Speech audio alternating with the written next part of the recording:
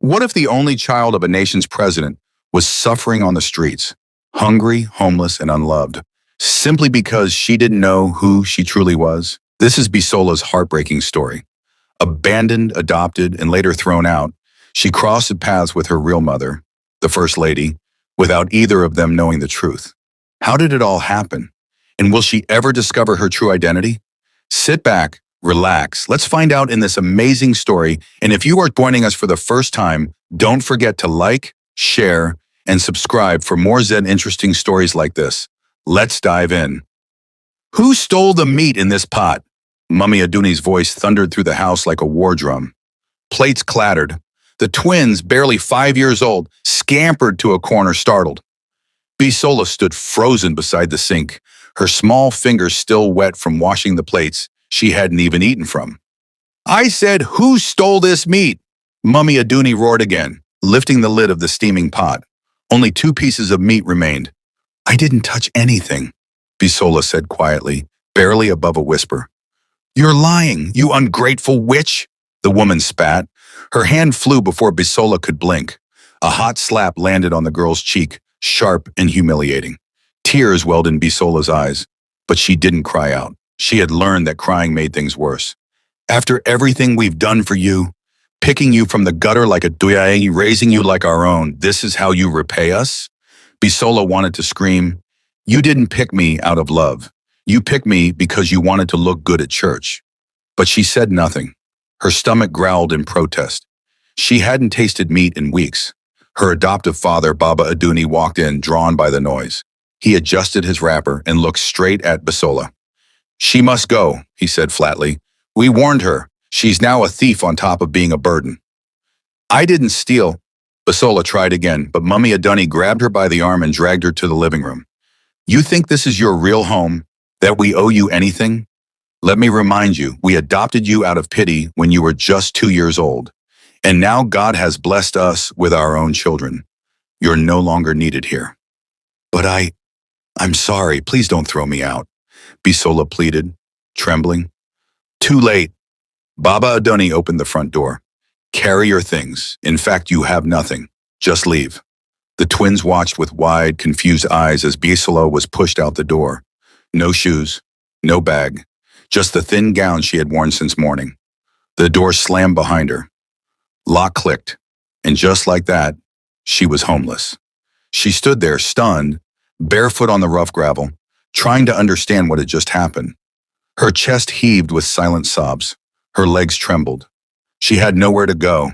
Neighbors peeked through their curtains but said nothing. Nobody wanted to meddle in family matters.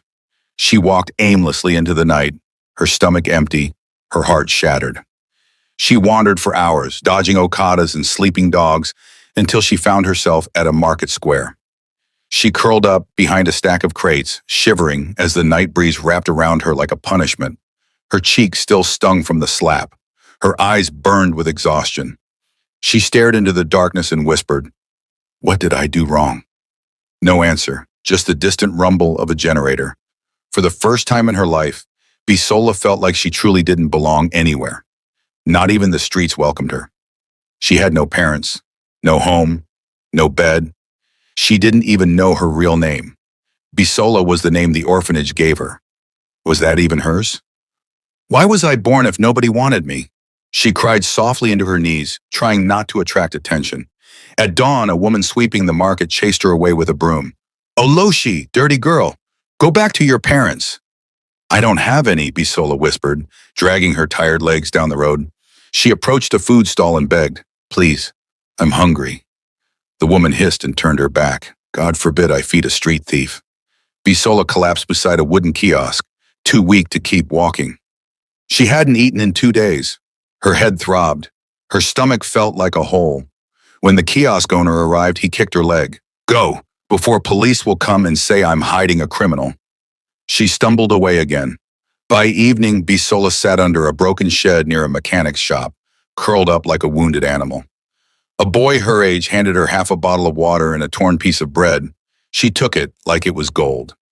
"Where's your family?" he asked. She didn't answer. He stared at her for a moment. "Street life is hard. Don't die, okay?" Bisola nodded, but deep down she was already giving up. Her eyes stung as she looked up at the night sky. Dear God, do I even matter? No voice answered. But somewhere, miles away, a woman who once held her in her arms was waking up from a nightmare she couldn't understand. The second night on the street was worse than the first. A storm was coming. The skies over Lagos grumbled low and mean as Bisola crouched beneath a broken umbrella stand near Oshodi Bridge. The wind slapped her thin dress against her bones. Thunder rumbled again. She tightened her arms around herself, but her body had already gone numb from hunger and cold. Nearby, some area boys laughed around a fire made from old tires. Their eyes gleamed in the dark like cats. One of them whistled toward Bisola. Hey, Smalley, come sit here with us now, one of them called, patting his lap. Bisola didn't move. Another boy stood up and began walking toward her. Her instincts screamed. She grabbed her slippers and ran, barefoot, heart pounding. She didn't stop until she reached a gutter behind a locked shop. She climbed in and curled up between two plastic containers that smelled of soap and rot. Her chest rose and fell with shallow breaths. She was 13, alone, terrified, and invisible. By morning, her lips were dry and cracked. Her throat burned. Her stomach was hollow. She wandered into a busy street near a food canteen and watched people eat steaming plates of rice and stew. Her nose twitched. Her legs shook. She waited until one woman stood up to answer a phone call, then crept toward the plate and quickly grabbed a spoonful of rice. Thief! Someone shouted. She froze. The woman returned and slapped her across the face before she could explain. A crowd gathered instantly. Na small pikin, leave her, one man said. She go grow turn armed robber, the woman snapped. This is how they start. A bystander offered her a sachet of water. She took it and ran, tears blinding her eyes. She collapsed beneath a mango tree near the main road, breathing heavily. A small boy beside her pointed. Auntie, your leg is bleeding. She looked down and saw a deep scratch on her ankle. She didn't even feel it. The pain was too far behind the pain in her heart. That evening, she found a small park bench at Alacuco Junction. She sat beside an old beggar woman with gray hair and watery eyes. You're too young for this life, the woman said, not unkindly. I was kicked out, Bisola whispered. You have parents? Bisola hesitated. I don't know who they are. The people who adopted me threw me out last week. The old woman nodded slowly. There's something dangerous about being forgotten. You start to feel like maybe God forgot you too. Bisola lowered her head. The woman gave her a piece of boiled corn. Eat, you'll need your strength. She chewed slowly, tears streaming down her face with each bite. The next day, Bisola tried to beg at a car park. She stretched out her hand toward a woman in an SUV. The driver rolled up the tinted glass. You again? A kiosk owner shouted. I warned you not to beg here. I'm just hungry, Bisola pleaded. The man picked up a stick and charged toward her. She ran again. Her legs ached, her back throbbed, but she ran until her lungs burned. She found herself at a street market and collapsed beside a bucket of oranges. The seller hissed and moved her goods away. Bisola curled up beside a cement block and tried to sleep. That night she had a dream. A woman in a blue wrapper stood beside a river, crying. Where is my daughter? The woman kept repeating. Bisola tried to speak to her, but her voice wouldn't come out. She just kept reaching. Suddenly the woman turned, and for a split second, her face looked just like Bisola's. Bisola woke up gasping. She sat up, heart racing. Who was that woman? Was it her mother? She'd never seen her face, never even dared to imagine what she might look like. But something in her chest told her that dream meant something. The next morning, she decided to try something different. I'll go back to where it all began, she whispered. The name came to her like a whisper in her head. All Love Orphanage. That's what Mommy Adunni always told people when bragging about her charity. We adopted her from All Love Orphanage. Oh, we are not like others. Maybe, just maybe, they would let her stay. Even if it was just for one night. With the last bit of strength she had, she began walking toward Agege. She didn't know the way exactly, but she asked for directions at bus stops. A conductor offered her a ride but dropped her halfway after passengers complained of the smelly girl. Bisola didn't argue. She kept walking. The presidential suite was quiet, too quiet. Doris Okoro, Nigeria's first lady, sat at the edge of her luxury chaise lounge, staring into nothingness. Her silk robe clung to her thin frame. Her once glowing skin was pale now, tired from months of private sorrow. The television in her room played softly in the background. Some news about a new government project, but she wasn't listening. Her hand clutched a medical report. Another failure. Another test that said, everything appears normal. No medical reason for infertility. Normal. Everything was normal, except her womb was still empty after 10 years of marriage. She tossed the paper aside and buried her face in her hands. Just then a knock. "Come in," she muttered. Her personal aide, Angela, stepped in, concern written across her face. "Ma, you've not eaten since morning." "I'm fine. You said that yesterday and the day before. Ma, this isn't you." Doris looked up, her eyes red-rimmed. "Do you know what it means to walk through hospitals across 3 continents and hear the same thing? That nothing is wrong with me? Then what's the explanation?" Angela knelt beside her. "Sir has been asking after you. He's worried." Doris gave a bitter smile. "The president has a nation to run. He doesn't need a broken wife adding to his burden." "That's not true," Angela whispered. "You are his heart." Later that night, alone in the bathroom, Doris stood in front of the mirror and lifted her blouse. She placed a hand over her belly. "Why won't you carry life?" she whispered to herself. She remembered the times she had decorated nurseries that were never used, the baby clothes she bought and gave away each year, the nights she laid beside her husband and pretended to be strong when all she wanted was to scream. She had done IVF, prayed at vigils, fasted, visited Europe's best gynecologists. Nothing. Nothing. Tears rolled down her cheeks. 2 weeks later, she sat quietly at the office of Prophet Isaiah, a man she had met at a presidential breakfast years ago. She had resisted visiting prophets for years, but this one, they said, sees beyond eyes. He poured oil into a small bowl and looked into it as if it held a universe. "You have carried guilt for over 2 decades, he said, his voice calm. Doris stiffened. "Guilt? For what?"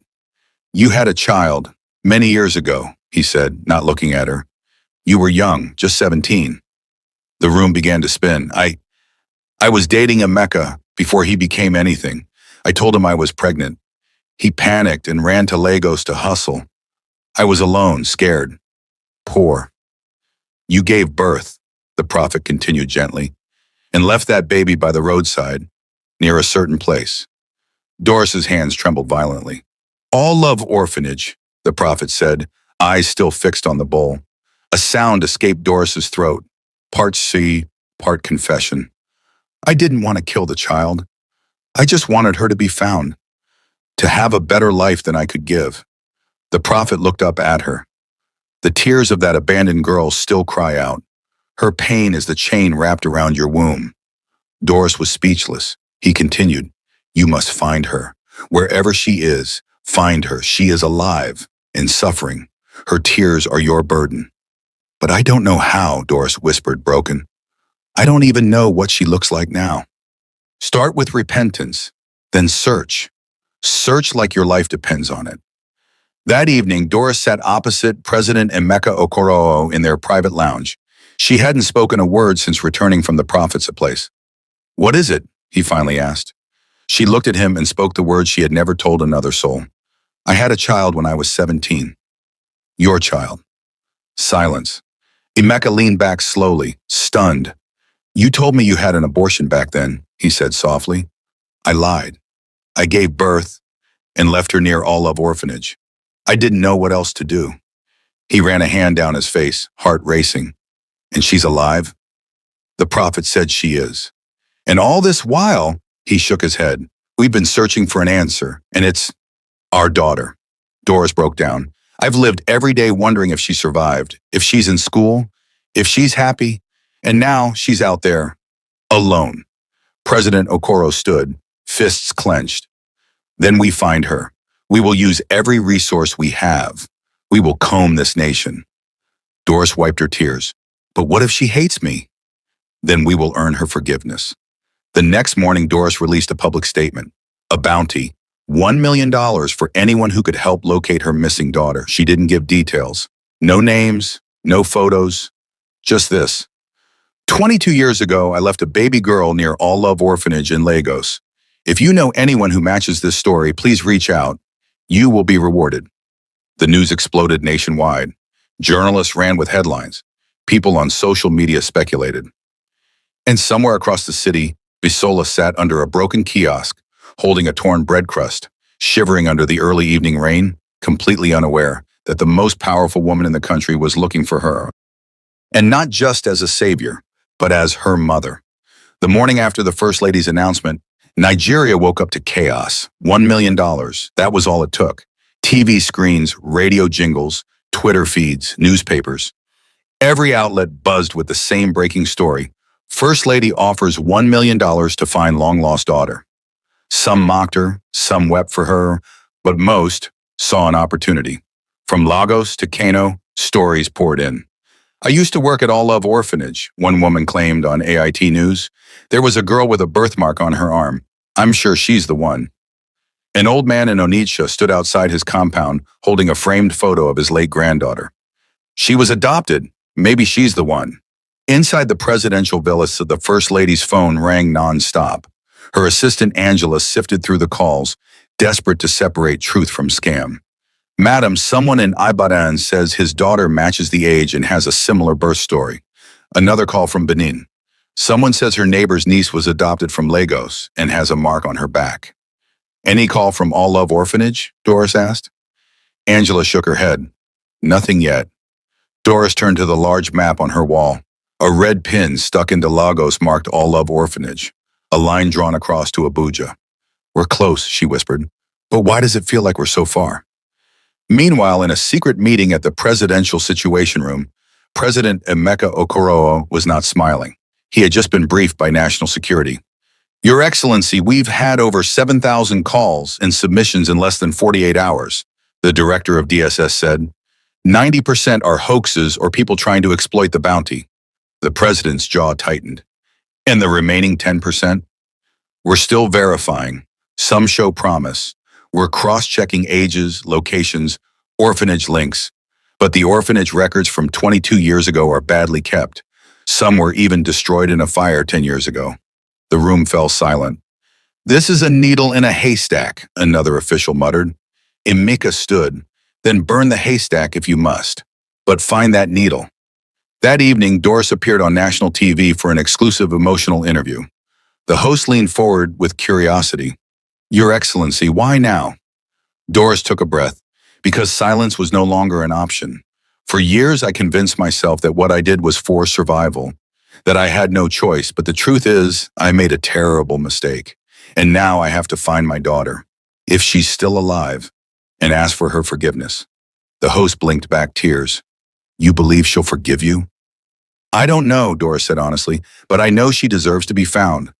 Even if it's just to say, I'm sorry I left you behind. The camera zoomed in on her trembling lips, and in the back room of a small buka in Mushin, a woman paused her dishwashing to stare at the TV. Shebi, that's the First Lady crying like this? The man beside her scoffed. She dey fine peekin' she abandoned. Abeg, na stunt. You go see like 100 girls claim am now. But in a corner of the buka, sitting quietly with her plate of leftover jollof, a girl with dust on her feet and pain in her eyes was staring too. Bisola. She didn't understand what the tears on the screen meant.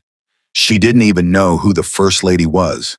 But something about the woman's face stirred something deep inside her, like a whisper from a forgotten dream.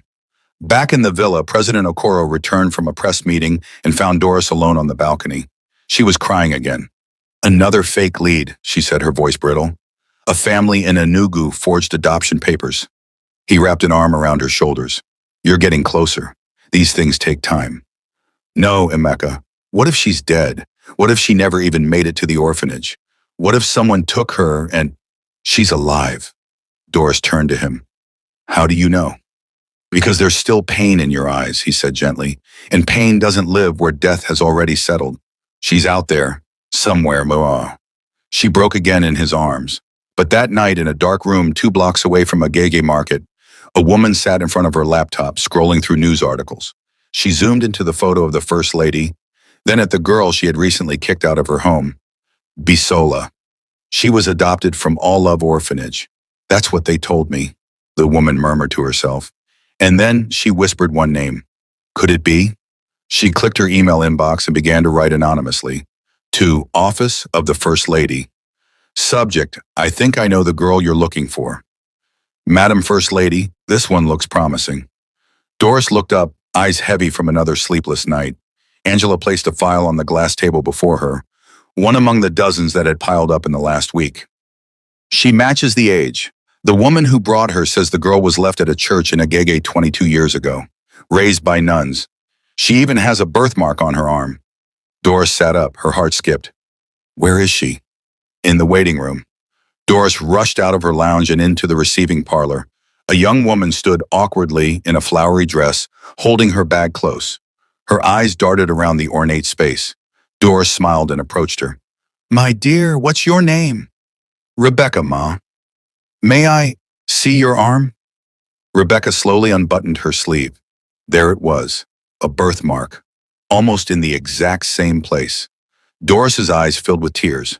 But then, Angela came rushing back in, whispering in Doris's ear. Her voice dropped like a stone. She confessed. She drew it with ink. It's fake. Doris's entire body sagged. She turned to the girl, betrayal in her chest. Rebecca burst into tears. I'm sorry, Ma. I just wanted the money. I didn't mean to hurt you. I swear I'm hungry. I've been homeless for months. Guards escorted her out. Doris collapsed onto the nearest chair. Another false lead. Another open wound. Over the next 3 days, 12 more girls came forward. All lies. Some had been coached. Some were orphans, yes, but the timelines didn't match. The adoption centers had no records. The stories fell apart under light questioning. Doris stopped eating. She barely spoke. The media began to question her intentions. Some journalists whispered that it was all a publicity stunt for public sympathy. Others speculated that she was mentally unstable from stress. At night, President Okoro sat beside her, rubbing her hand as she stared blankly at the ceiling. Maybe this is punishment, she said quietly. Maybe God really shut my womb forever. Don't talk like that, he whispered. I abandoned a baby. I threw her away like garbage. And now the whole world is watching me try to fix what I broke. But I can't even find her. What kind of mother doesn't recognize her own child? You were a child yourself, Doris, and we both made mistakes. But if there's any justice left in the world, we will find her. In a dusty alley in Lagos, Bisola wiped her hands on a rag and stepped away from the back of the buka where she had just helped wash a mountain of plates. The owner, Mama Nine, gave her a bottle of water and waved her off. No food today, she said. Business was slow. Bisola didn't argue. She nodded and walked slowly into the street. Her body was shrinking. Her cheeks were hollow. Her bones stuck out through her dress. But her eyes, they still burned with the will to survive. She had asked around and finally gotten directions to All Love Orphanage. She was planning to go. She just needed strength. That night, she slept in an open shed behind a welding workshop, curled up beside an abandoned mattress. Her dreams were filled with shadows. A woman's voice called out in the dark. Bisola! Bisola! She woke up sweating. The next day, at the presidential villa, Doris received a mysterious email. Subject, I think I know the girl you're looking for. She opened it with shaking hands. There was no sender name, no location, just a brief message. She was adopted from All Love Orphanage by a couple named Aduni and Sunday. They had twins and kicked her out last month. She goes by the name Bisola, last seen near Agege Market. Attached was a blurry photo of a thin girl in ragged clothes standing outside a kiosk. Doris zoomed in. The image was grainy, but something struck her deep in the chest. The eyes. They reminded her of someone, but she couldn't trust her emotions anymore. She had been wrong too many times. Angela stood beside her, reading over her shoulder. Should we trace the IP address? Already on it, said a voice behind them. It was DSS Director Ibrahim. The email was sent from a public cafe in Machine. We've dispatched officers to speak with the cyber cafe owner and check the CCTV footage. Doris clutched the photo. Something about this girl. There was a pain in her stare that mirrored Doris's own soul. Find her, she said, and check with All Love Orphanage. Yes, Ma, Ibrahim replied. But even as the search teams mobilized, Doris stood before her mirror that night, touching her cheek, trying to see the younger version of herself. If I do find her, will she forgive me? She whispered to her reflection. There was no answer, only silence, and the quiet, ticking sound of time running out. Bisola could barely feel her legs as she dragged herself along the dusty roadside, her thin slippers flapping against her cracked heels. She hadn't eaten since yesterday, a dry biscuit given to her by a meat pie seller who felt sorry for her. But today, her body had reached its limit. Her stomach was a hollow drum, her head buzzed, but she had only one goal: all love orphanage. She didn't know what she expected to find: a bed, a plate of rice, someone who would finally care. She didn't even know if they would recognize her. After all, she was only 2 years old when she was adopted, but it was the only place she had ever been claimed, even if only for a while. She finally saw the gate, faded yellow paint, a cracked wooden sign that read, "All Love Orphanage Home, where every child is loved." Bisola stood at the gate for a long time, gathering strength. Her hands trembled as she knocked. Nothing. She knocked again, harder. Finally, the small square window creaked open. A middle-aged matron in a green wrapper peeked out. Her eyes were sharp, tired. "Yes? What is it?" "Please, Ma. I'm looking for help. I used to live here. I was adopted from here when I was 2. I don't have anywhere else to go." The woman looked her over with a judgmental eye. "How old are you?" 13. "Shh," the woman clicked her tongue.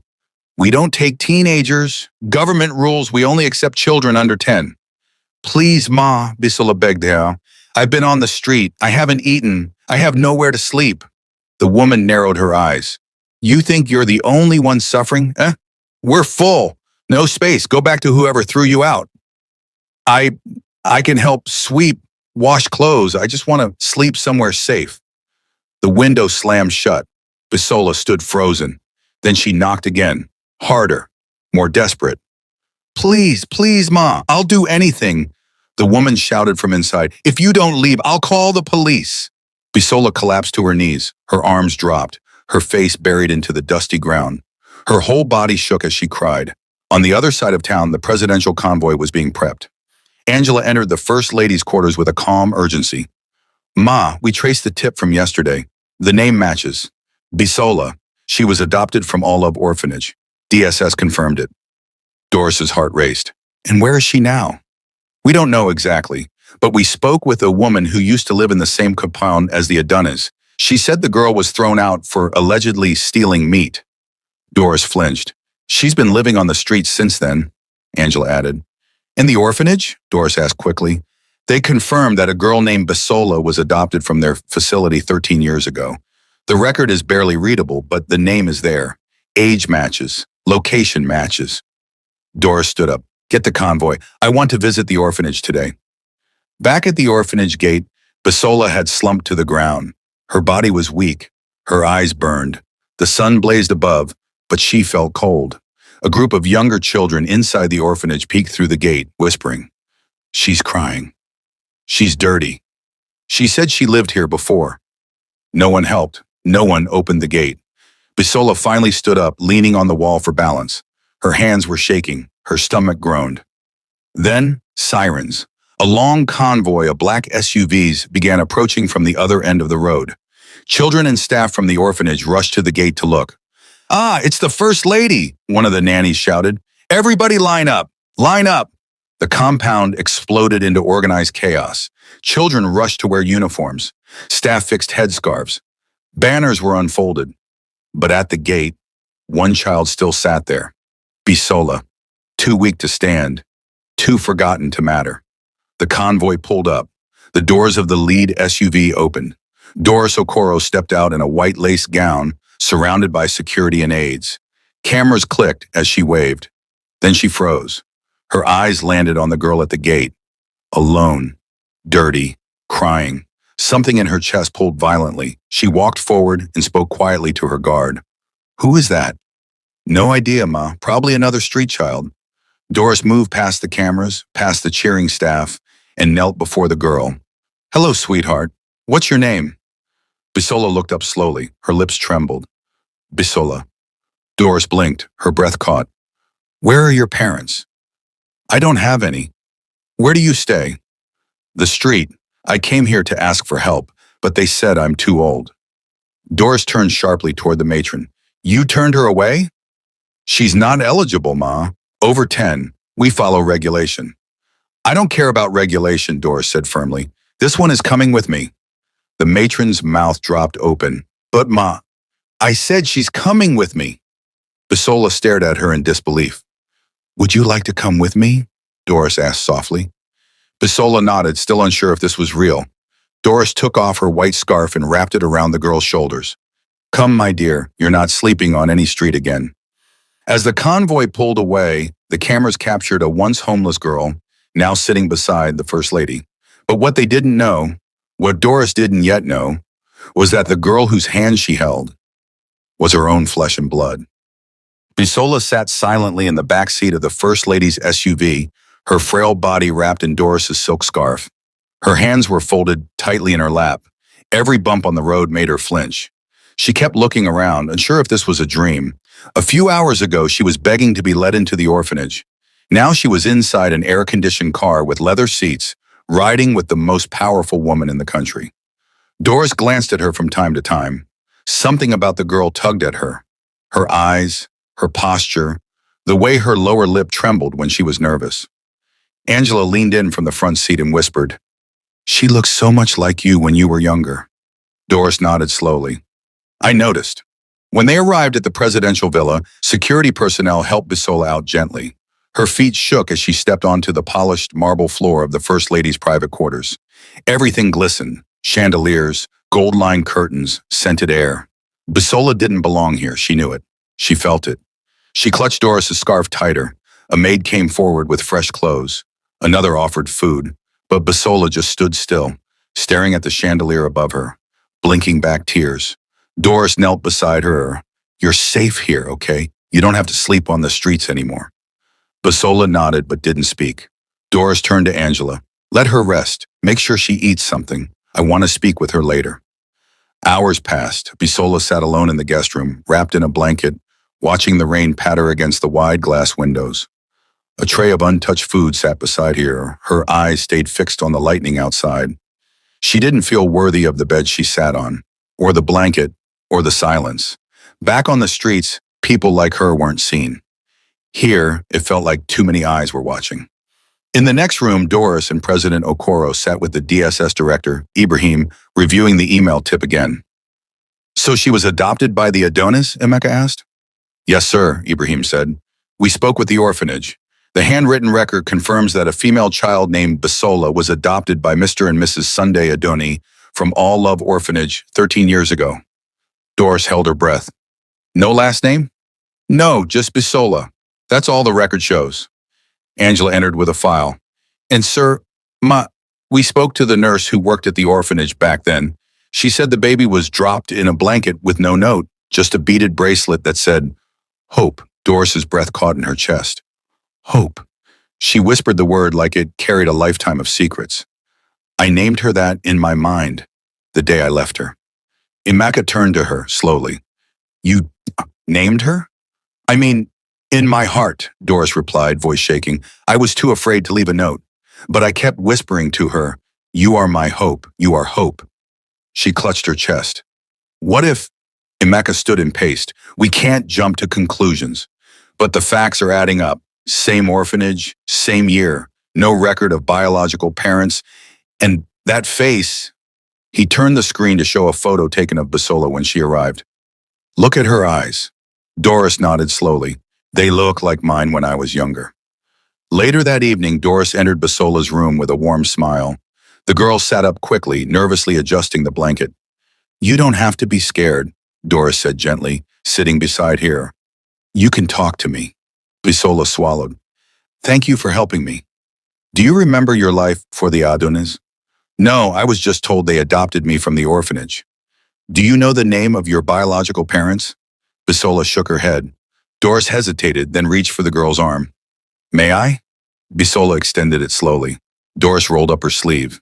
There it was, a strange, oddly shaped birthmark just above the elbow. Doris's heart dropped. She slowly rolled up her own sleeve. Emeka had always teased her about the mark shaped like a comma on her arm. It was the same exact birthmark. Same shape, same location. Bisola stared at it. You have the same thing? She asked, confused. Doris blinked rapidly to keep tears from falling. Yes, I always thought it was rare. Bisola stared, something stirring deep inside her. What was your name before they named you Bisola? Doris asked. I don't know. The orphanage just called me that. I don't remember anything else. Do you remember anything about being left at the orphanage? I sometimes dream about a woman crying, Bisola whispered. She says she's sorry, but I never see her face. Doris couldn't speak. Her throat tightened. That night, Doris paced in her room. She's the one, she told Emeka. I feel it. I know, he said softly, but we need proof. Doris nodded. Tomorrow morning, Emeka continued, we do a day test. Down the hall, Bisola lay awake in her bed, staring at the ceiling. She reached for her arm, touched the birthmark, and for some reason her heart felt like it was about to explode. She didn't know why, but something was coming, something that would change everything. The presidential clinic was silent. A gentle hum from the air conditioner filled the room where Bisola sat, legs dangling off the examination table. She watched the nurse swab her inner cheek and place the sample into a sterile container. Everything felt surreal. She had no idea what was going on. All she knew was that something had shifted the moment the First Lady saw her. Now everyone was treating her like glass, delicate, untouchable, sacred. Across the glass window, Doris Okoro stood with her hands pressed together tightly, watching the nurse take the second DNA sample. Hers. She had barely slept. Her mind played over every possibility. What if she was wrong again? What if this hope would shatter too? Still, something in her heart kept whispering, this is her. This is my daughter. 2 hours later, Bisola sat alone in a private guest lounge with a cup of hot chocolate in her hands. She sipped slowly, the warm liquid calming her jittery nerves. She looked around at the paintings, the gold curtain tassels, the polished floor. She still didn't understand why they brought her here, why the First Lady was so gentle, so interested, so emotional. She hadn't asked questions. She was too afraid this might all disappear. Meanwhile, in the First Family's private study, President Emeka Okoro held a sealed envelope in his hand.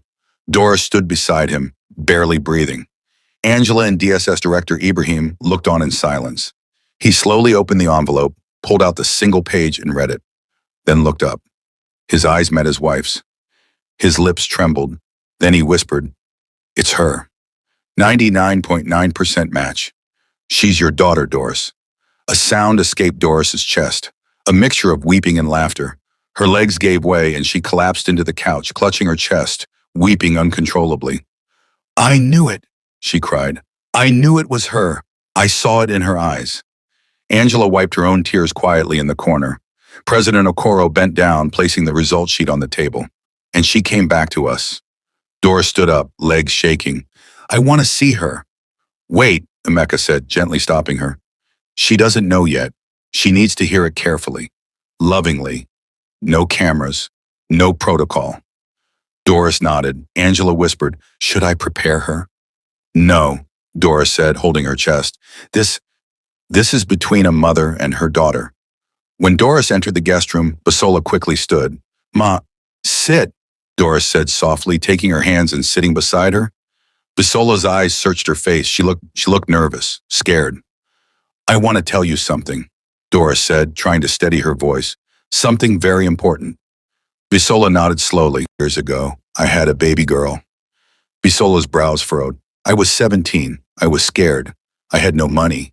The father of the baby had left to hustle in Lagos. I was alone. So, I did something I've regretted every day of my life. Bisola listened, frozen. I wrapped the baby in a shawl. I whispered the word hope over her again and again. Then I left her, at the gates of All Love Orphanage, believing someone would take care of her. Bisola's hand began to shake. Hope? Doris nodded, tears in her eyes. The orphanage named her Bisola. Bisola gasped softly. That's me. Yes, Doris whispered. You, my dear, are hope. You are my daughter. Bisola stared at her, eyes wide, breath stuck in her throat. I didn't know until recently. I had been searching. I've been crying for years, asking God to forgive me. Then I saw you at that gate, and something in me knew. Silence. Tears gathered in Bisola's eyes, but her lips didn't move. I know this is sudden. I know I don't deserve your forgiveness, but I need you to know that I love you. From the moment I laid you down that day to this moment, I have never stopped loving you." Bisola burst into tears. She leaned forward and collapsed into Doris's arms, sobbing. For the first time in her life, someone was holding her, not out of pity, not out of duty, but out of love. Real motherly love. Doris rocked her like a baby, her tears soaking the girl's dusty hair. "My baby," she whispered. "My little girl." "I thought nobody wanted me," Bisola cried. "I thought I was a mistake." "No," Doris said, cupping her face. "You were never a mistake. You were a miracle, and I'm sorry I couldn't see that sooner."